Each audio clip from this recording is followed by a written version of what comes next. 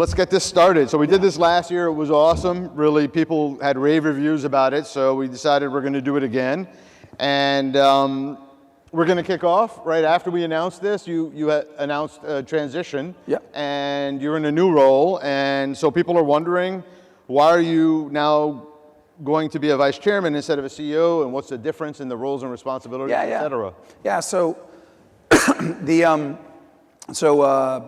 oh my God, this has been a long time. So the Kaseya journey started about 11 years ago.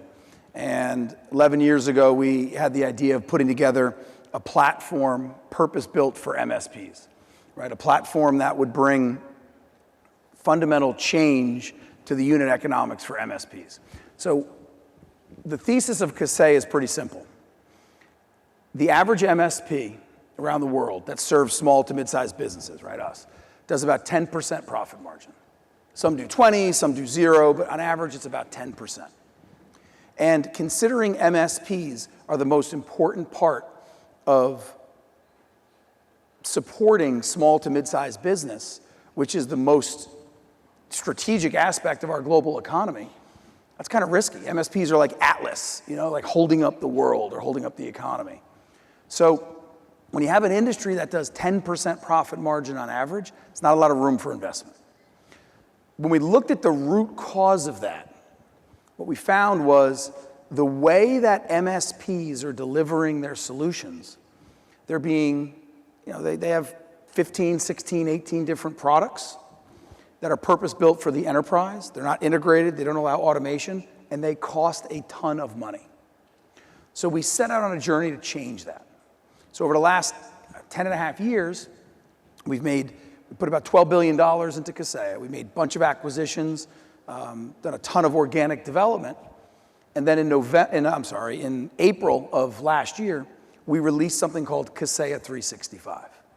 Kaseya 365 was the culmination of, again, tens of billions of dollars of investment and the vision of putting one platform for an MSP to use that does two critical things. One, it gives them the automation to automate about half of what they do. The second thing is it allows them to spend 1/3 as much on software and hardware to deliver their managed services and run their business. And those two combined changes the unit economic equation, and it adds 20 to 25 percentage points of pure profit for an MSP. And we released that in April, and that was a large, very successful launch. We have maybe 8,000 MSPs around the world using it now. We've generated about $1 billion of incremental profit for MSPs over the last 10 months. And that's not like some BS way of saying, well, we made someone 10% more efficient and some crazy cracker nutty math. It's the hard dollar savings that people are generating with Kaseya from going from spending $20 to $25 per endpoint and per user on kit to now spending $7. So it's been amazing. And then, so we released that. And as a co-founder and a CEO of a business, it's like an 80-hour-a-week job. After a decade and a half, I looked at my life and I talked to my board after we released Kaseya 365 and made sure it was successful. Because if it flopped, I had to fix it. But, I said, it's time, sometime in the next year, it's time for me to kind of move into a different kind of role, focusing on strategy, focusing on the direction, and let someone else come in and look at every bug report from every day and every sales call report from every day. So that was in May, and we started to make that transition. We hired, we've upgraded our exec team. We hired a new CMO, new head of R&D, promoted who I think is by far the best chief revenue officer in the industry, Mike Sanders. We have a guy, Ranjan Singh, who runs product, a new head of HR. We brought in about 20 new executives, and then we made the announcement right at the end of the year, at the beginning of the new year. And Rich, one of the things I get asked a lot is, why did we make the announcement before there was a successor? And this is something we thought a lot about. And one of the things that's unique about Kaseya, for most, actually I think it might be the only company in the world like this. The average Kaseya partner, MSP, spends upwards of 10% of their annual revenue with us. 10%. I said I was lucky enough to have a meeting with a gentleman from Tennessee, and for his MSP business, this individual spends about $180,000 a year with us, and his MSP business does about $1.5 to $1.7 million a year. I don't think there's another B2B business in the world where their customers are spending 10% of their revenue with them. That'd be like if Amazon spent $62 billion with somebody. It's a very strategic relationship we have with our partners. Very strategic. It's unlike any other. So one of the things that's important for us, we recognize that, is we try our best to be super transparent. You know, when we had our security incident a while back, you know, every day, and that was a shitty time, man, I remember that, but every day we would do like web broadcasts and communications to the partner base to say, this is what's happening, this is what we know, and you try to over-communicate. We wanted to get ahead of this and over-communicate that we're making a change. And the company's not changing, the direction's not changing. You know, I'm not going anywhere. Nothing is going to be different. We're not changing direction. If you're spending 10% of your revenue with someone, you want to make sure that they're stable. You want to make sure that they're not going to say, hey, everything that we've been doing for the last 10 years, we're throwing it out the window and going in a new direction. So, you know, we made the announcement so people can digest it and still be around. And you know, we're actively looking for my replacement. They will be much more handsome or pretty than I am. They'll be much smarter, much better, all that kind of shit. But no, so that's the process. So now I'm focusing 100% of my time on the strategy, the direction, you know, acquisitions, where should the product go? How do we make sure that Kaseya goes from $1.6 billion to $16 billion? You know, that's the next phase, and the day-to-day management of that will be the privilege of my successor. That's great. And what are you seeing in the MSP market, trends, for the MSPs in the audience, advice on where they should be focusing to maximize their productivity, efficiency, sales, profitability? Yeah, so there's a trend, and I talk about this a lot, I see a lot. One of the things that I'm lucky about for all the MSPs or people who want to get into the MSP space here, which is most, hopefully, it's a great market. There's an undeniable trend. We saw it 11 years ago. It's come true, and it will continue to come true. Small to mid-sized businesses are making up 77% of US economic growth, private sector economic growth, 77%. I think it's 58% of all new job creation, private sector job creation, are from your customers. The only reason that's happening is technology, the business and the industrial systems that used to be the sole domain of the Fortune 5,000 are now being used by the local architecture firm or the local dentist or the local doctor or the local lawyer, et cetera. They're fully dependent on technology, and they need you to make sure that technology is always available and it's always secure. If it's not, they fail. That's a foregone conclusion. Everyone's seeing it. Even the administration's talking about it. Everyone sees that. If I'm an MSP in 2025, and we have 57,000 MSPs as customers, and we have so much data about what happens, there's a couple of super clear trends about MSPs that are successful and those that are not. One of them, get really good at articulating the value of what you do to your customer. The information asymmetry between your customer and you about what the reality of the challenges of making sure that their systems are safe and they're available is astronomical. If you're doing your job well, you're not speaking with your customer very often because they don't have a lot of problems. They're gonna perceive that you're not doing anything, that it's commoditized. They don't see all the threats you've blocked, all the knucklehead moves that you stop them from doing, all these different things. Get really good at that. Get really, really good at that. The second thing, and you know, this is our strategy, stop being technicians. The technology, all the tools, whether it's Kaseya's tools, which of course are the best, or Huntress, or I don't know, ServiceNow, whatever you're using, they all do the same thing. They do. I'm a software guy. I am an intellectual property guy. I'm a patent guy. And I'm telling you, they all do the same thing. KnowBe4 does security awareness training. We do it with Bullfish. They both do the same thing. Period. Your iPhone, an Android, they do the same thing. They do them differently. They do the same thing. My strong recommendation is don't get stuck in the product race where you're spending all your money and time and effort thinking about the coolest next technology. It's all commoditized. Find out which ones are the most integrated so you can automate things and cost the least. Because your profit margins are not where they should be. If you're not doing 30 to 35% net profit margin, not gross, net, I would bet $100 of your money that, not my money, I don't have any money. I bet $100 that you're way overspending. I bet your average spend per endpoint when you add up all your kits, 25, 30 bucks. It should be 6. If you have 1,000 endpoints and you're saving $20 per endpoint, that's $20,000 a month. It's $250,000 a year of pure profit. Because you like the way an interface looks on a tool? That doesn't make sense. We're past it. All the stuff does the same thing. And we've seen that. We've seen it in a vengeance. And that's what our strategy is about. But that's the piece of advice that I would give this audience. Great. Now, you mentioned a bunch of cybersecurity vendors there, and that's obviously a big topic. What are you seeing in the market trend-wise in cyber? And then on top of that, we've got MSPs of all sizes here, but just the way distribution works, there are going to be more small MSPs than large looking to compete with the larger ones. How do the small ones compete effectively in a competitive market? So I had a meeting earlier today with a private equity firm that's looking to do like MSP roll-ups. And I talked to most of them, and roll-up meaning they want to buy like 6, 7, 8, 10, 20, 50, 100 and create super MSPs.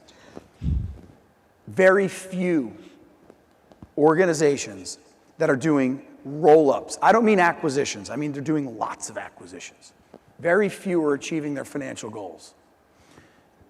There's good news and bad news to that. So the direct answer to your question is, what we have found at Kaseya in looking at the data of how our products get consumed by our partners is when organizations are getting very large and they're making lots and lots of acquisitions, they're having churn problems in month 14. The reason for that is pretty obvious. If I built Fred's MSP in Miami, Florida, and I built it up to 25 customers, did $1 million of recurring revenue, $2 million of recurring revenue, and I sell it. The first year, I'm most likely going to be there as a part of some kind of earn-out. So my customers that I've had for a decade, they know and they trust me. They're happy and they're comfortable and they feel taken care of. Once I'm gone and someone else comes in, that creates an opportunity for churn. The MSP business, our business, dealing with companies of 250 employees or less, it is a personal relationship business. So as long as you're competent, that's a given. As long as you're competent, you could be a 3-person MSP or a 3,000-person MSP. The 25-person architecture firm, the 50-person physical therapy center, the 22-person multi-location dental practice is going to work with you if you over-communicate with them, if you make sure you show your value to them every single day, week, quarter, whatever it is, in a very easy-to-consume way.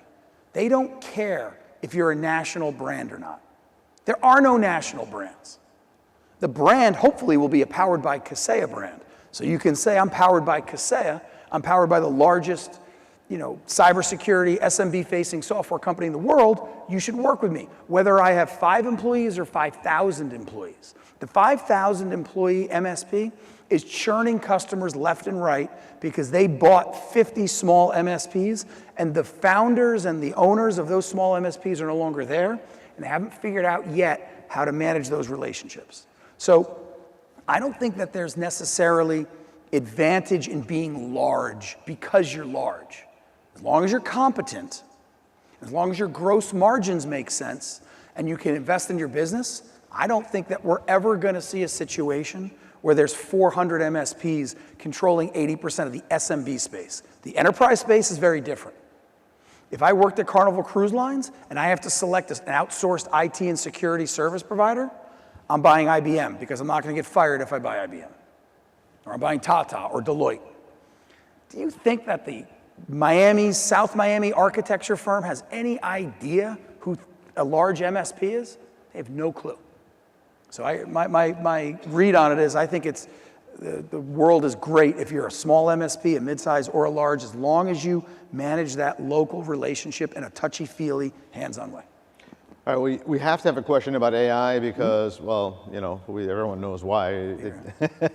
You got to touch on it. And I asked the audience a question before you got out here about, you know, is AI an opportunity for making money? Is it an opportunity for saving money internally? What are your thoughts?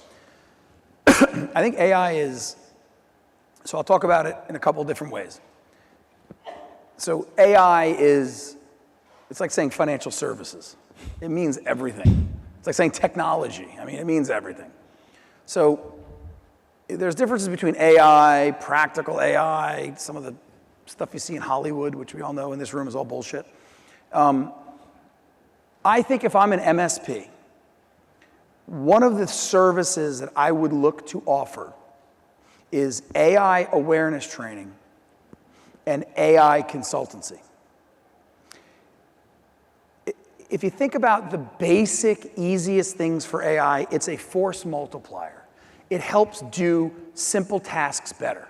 One great use of AI is to create marketing copy, right? You know, create content. AI can create 60, 70, 80% of it, then you can go tweak it. So theoretically, an individual can produce 5 to 7 times as much content. Well, if I'm trying to get an organic ranking for my dental office to be higher, one of the ways of doing that is to get a lot of content out there, backlink it all, and drive my organic scores. How do I do that? Well, I hire an agency to do it, and I pay them an arm and a leg. Well, with AI, that agency can be much more efficient as to how they do it. Your dental office customers don't know that. Teach them that. They'll pay you for it. We hired a company 5 years ago to work with our R&D organization, to work with our marketing organization, our sales ops organization. We're a 5,000 person company, right? Teaching them what AI can do and how it can make you more efficient. And the results were off the charts because it's a nice tool. It's a good tool to help you be more efficient in writing code, QAing code, writing copy, doing different things that are like repetitive tasks. If you think about it, 10 years ago, cybersecurity and IT were kind of bifurcated. Now it's the same thing. Any MSP that's not doing both won't be in this room next year. If you think about compliance, compliance is something that the market asked you, IT people, manage my compliance for me. They didn't ask their lawyer to do it. They asked you because it's technical. And anything technical is, my IT guy will do it, my tech guy will do it, or gal. AI is the same thing. I think you can build offerings around AI to further entrench yourself with your customers. It's a great way of generating project revenue, ongoing recurring revenue, a lot of creative ways of monetizing it. Now, from the MSP itself, from your core business, how can you leverage AI? Here's a selfish answer. I'm the largest shareholder of Kaseya, so of course I'm going to say this. Buy Kaseya 365. Why? Because what vendors like Kaseya are able to do is we're able to leverage AI to take all of the data we have about what you do, and we're able to automate so many of the manual processes that you do. If you're doing, a great example of it is if you're doing security awareness training, if you do a simulation for your customer, I just gave this example 5 minutes ago or 15 minutes ago in a meeting. If you're doing a simulation training, you and I spoke about this. Yep. You have to then spend 3 hours to configure your email security so it knows that this is a simulation that's coming. Right? We all do that? That sucks. If you have 20 customers, hopefully you're doing at least one simulation a quarter for all of them. That's 80 simulations. If it takes 3 hours to get that configuration right, that's 280 times 3 is 240 hours. That's a lot of time. Well, companies like Kaseya, because we have all the components for it, we've automated that in a bot. You press a button, everything knows what you're doing, you're done. You'll be seeing lots and lots of technologies that can do that. But again, I would encourage this room, when you make your technology decisions, make them based on what technology can do what I just said, can automate and integrate, can leverage AI to do it. Without that, you're going to be very inefficient and you'll be overpaying for what you want to do. I think that this room will be 70 to 80% more automated in the next 3 years than it is today. And that automation means your margins are going to go up. So AI will impact this room from that perspective. And on the top line side, everyone here should be thinking about how do we monetize some kind of AI awareness training, AI projects, AI automation, because it will allow you to expand your offerings into parts of your clients' businesses that you may not have subject matter expertise in, but AI will allow you to offset that by generating much of the required content and collateral that you're going to need to do to drive that. That's great. So I've got a question about, this is just fascinating what we're talking about here. $25 per seat, right? I think that's what you said, Yeah, 25 the versus, average. Yeah. let's say $6. So, right, saving, right, Say $20, save $20, yeah. Okay, 20 versus 3. So you're going to save a lot of money there, especially, the larger your MSP is, the better. So in order to continue to help your MSP customers, are you going to be looking at other acquisitions? Like what are your thoughts on that? So think about, the analogy I would give is when you think about Kaseya 365. Kaseya 365 is complete. It includes, theoretically, everything that an MSP needs to deliver all their managed services, as well as run their own business, billing and CRM and ticketing and all that stuff, IT glue. So as new threat vectors emerge, as new things happen that have to be done, of course, in order for IT Complete to be complete, in order for Kaseya 365 to be complete, we have to make sure that we're always expanding it. Great analogy is Microsoft. To be clear, we're a pimple on Microsoft behind. I mean, I'm not comparing us to Microsoft. I would love to be able to do that one day. But imagine if Microsoft 03 or M365, if it didn't have Teams, or if it didn't have a spreadsheet, it would suck, right? You got to add stuff to it. So that's our belief in acquisitions. That's how we look at making sure that we keep our platform complete and we keep Kaseya 365 to be 100% relevant. Are there any trends that you see going forward that we haven't touched on? I think one of the trends everyone asks about all the time is M&A, mergers and acquisitions. Most MSPs are small businesses. They're owner operated, and it's arguably their largest asset. So everyone's always wants to know what's it worth and how do I sell it and what's happening. And there's about 1,800 transactions will happen in 2012. When the data comes out next week, we'll see about 1,800 transactions were done in 2024. There's 150,000 MSPs around the world. So it's a small percentage, but it's still relevant. The evolution of MSPs into becoming the most important service provider for their clients is why we're seeing so much institutional money coming into the MSP space. Because if you think about it, your architecture firm, if they're working with 7 business solution providers, their MSP, their marketing agency, their telco, local telco, they have all these different servicing agencies, a payments agency, they want consolidation the same way that you don't want to work with 15 people like me. Who's going to win that consolidation battle? Well, most of the business services today are technology-based. So the MSP is the most important strategic relationship to most of your customers. I think the trend we're going to see that's going to transform everything, and this is what the smart private equity money sees as well, is the relationship is managed by the MSP. Every other business service that's technology enabled should be offered by that MSP to get the full wallet share of that customer. Wow. When we're sitting here in 10 years, that's what it'll be. And that is a game changer. And AI is what will allow a lot of that to happen, because a lot of that requires specific vertical knowledge, which AI can give you the foundation to not have to understand as much. And it's going to be a huge macro trend. It's so opportunistic for everybody in this room. And that's where you'll see Kaseya continuing to expand IT Complete for over the coming decade. So that's really interesting. You know, this event goes back, 25 years, as we've discussed, 26 years, and there was another event it actually spun out of called Communication Solutions prior.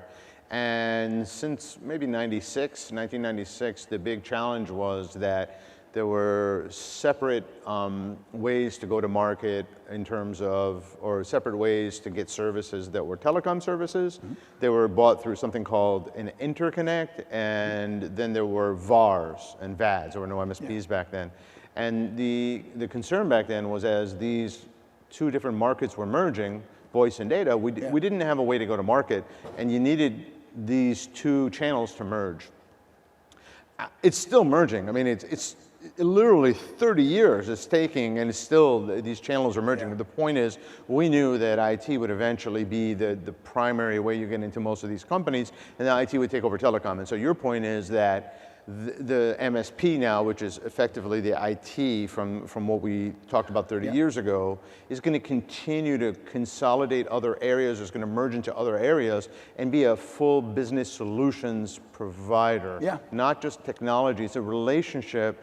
And then basically AI, let's say, so you've got IT, then you've got IT, telecom, cybersecurity, right? Those are the three, I guess, table stakes.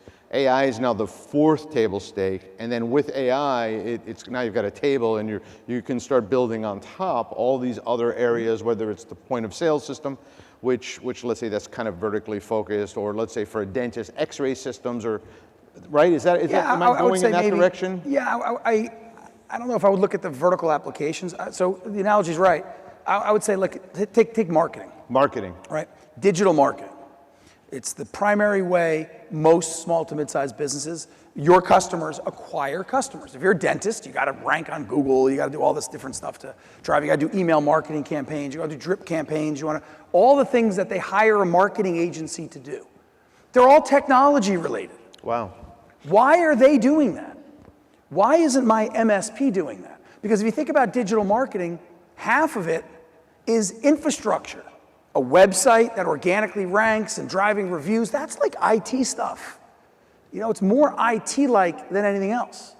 So I'm just using the dental as an example. I think we're going to see lots of services like that, even basic HR. You see like the commercials for Bambi and all these different PMOs and things. One of the theses that we see is all of that's technology enabled.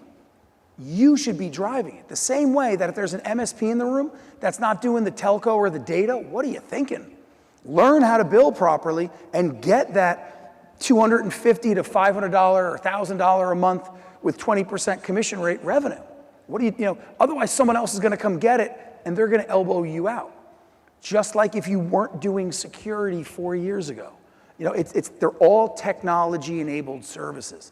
If you think about the truly great companies, like the Microsofts of the world or the Salesforces of the world, I'll give a software example. What they've all done is they had an anchor problem that they solved, and they solved it with an anchor product.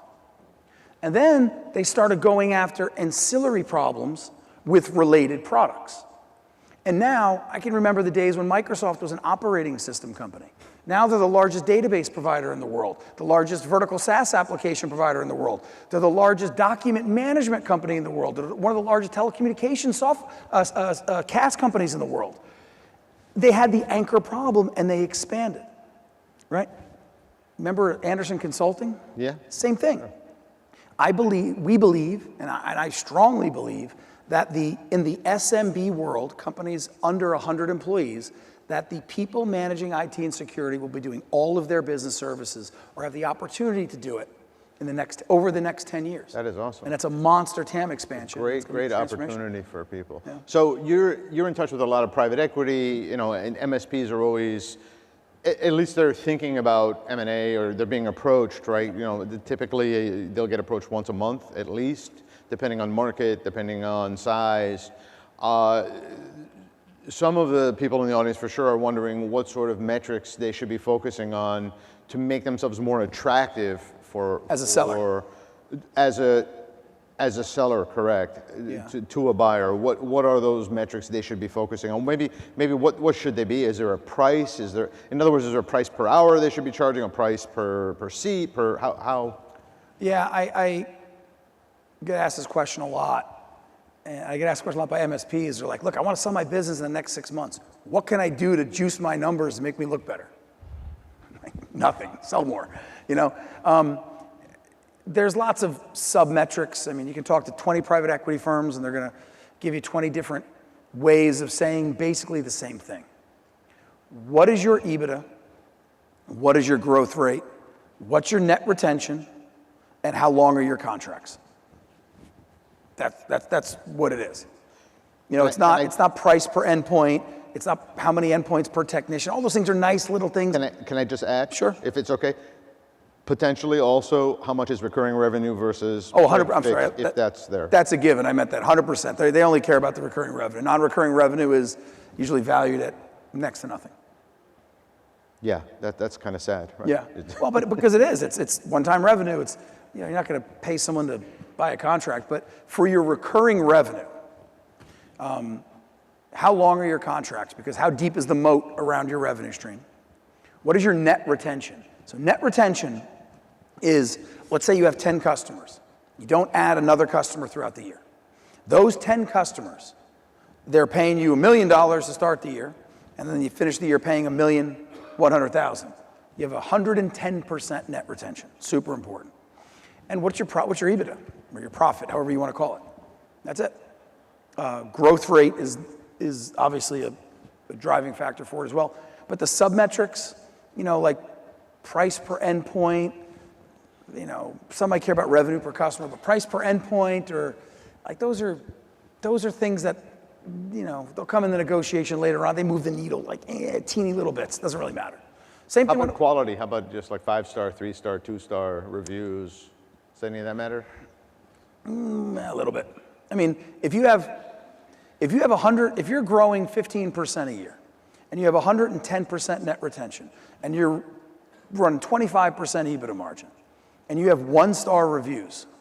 Yeah, that doesn't work. Who gives a shit? Like, I mean, it's. Oh, it doesn't even work, right? You're not going to. Yeah. Those are good things to have. Obviously you want everything to be good, but. Yeah, but you can't have a 1-star, right? I mean, I just can't imagine that unless you're the only MSP for like 1,000 miles. That's what I mean. I mean, it's but you know, those things exactly. Or if you have people saying bad things about you on Reddit. I mean, no one cares about that. Okay. You know, we've bought 18 software companies over the last 10 years, and those are the measures we look at. And then the other part that might be a variable is strategic fit. And everyone, including myself, thinks that we're such a good strategic fit. I had a conversation with Microsoft. I'm like, you should buy Kaseya. It's a strategic fit. They're like, dude, get out of it. Leave the office, kid. You know nothing. I like crawled away all humbled. But there might be some value in strategic fit. It could be geographic. It could be talent. But those are just they're going to move the needle right. a little bit. Now, we're fortunate enough to have you here, and now you're even in a new role, so even a more exciting strategic role. Are you able to share anything with us about future product direction or future things that we can be looking forward to? Yeah, I think, you know, I get so jazzed up when I talk about this stuff. When we launched Kaseya 365, you know, we like to think that we changed the industry, and we're changing it, not in like an egocentric way, not making it about Kaseya, but making the profitability of MSPs better. So many vendors talk about, we're going to help you grow your business. That's great. We want to help you grow your profits. That's what matters. I mean, if you do $3 million in your MSP and you don't make any money, or you do $3 million, you make a lot of money, you'd rather make a lot of money than a little money. That's what we're trying to help with. And you know, we're announcing something. We have a conference in Vegas, end of April, beginning of May, like we do every year. And we're announcing something that's going to take automation and AI-powered automation to the next level for what you folks are doing. We think that we can allow you to automate 1/2 of the manual business processes that you do every day. Wow. And this is not pie in the sky. This is real stuff. And we do that.